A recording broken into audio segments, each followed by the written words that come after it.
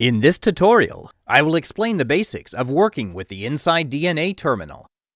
InsideDNA Terminal is a powerful way to scale your analysis and avoid limitations that you typically encounter with your local computing server or cluster.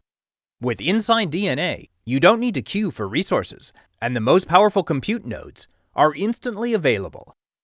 To open InsideDNA Terminal, log into InsideDNA and click on Show Terminal button. When you initiate InsideDNA Terminal for the first time, it may take up to 60 seconds for the terminal to show up. Once you see your terminal up and running, you can start working with it just like with any normal Mac or Linux terminal.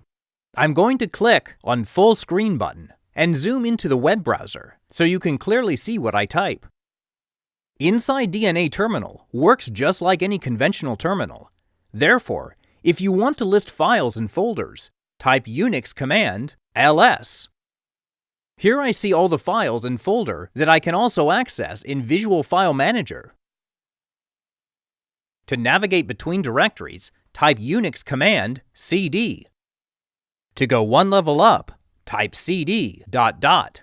The most important commands in InsideDNA Terminal are isub, tools, and tasks. Let's go over them one by one. isub command lets you submit a single or multiple tasks to the cloud compute nodes. If you have experience with a cluster task submission system, then you can think of isub as a command very similar to bsub on LSF, srun on slurm, or qsub on SGE.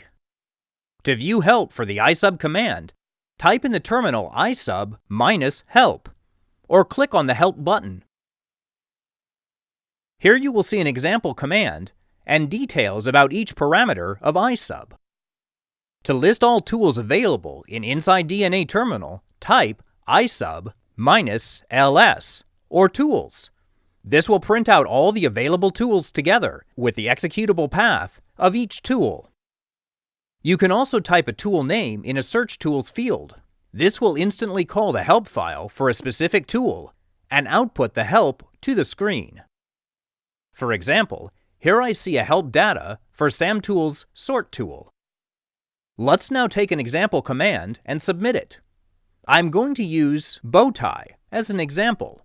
isub has 4 mandatory parameters: -t to specify task name, -c to specify number of cores on the executing node, -r to specify the amount of RAM, and finally, -e to insert an actual tool command.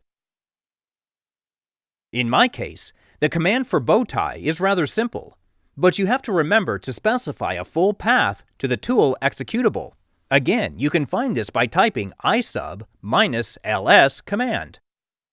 You also need to specify a full path to all the data files and folders, input and output, starting from \data \userid \. For all other tool parameters, simply follow a tool-specific help.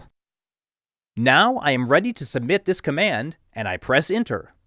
The successful task submission message is returned to the screen, and I can also see the path to the error and log files. I can monitor the task progress in Tasks, or by simply typing Tasks command into the terminal. While this tutorial shows you a simple terminal usage, you can go as crazy as you want by writing a full-blown bash scripts with embedded isub commands.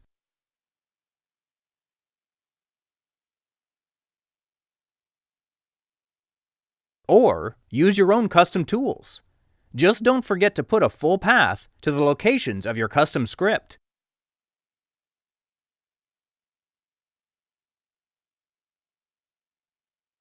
Or even upload a Docker file and execute it.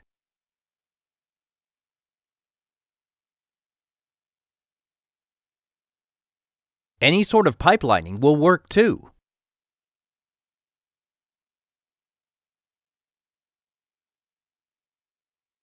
InsideDNA Terminal provides you with the flexibility you always wanted to have in your local computing facility. The number of tasks you can submit is practically unlimited.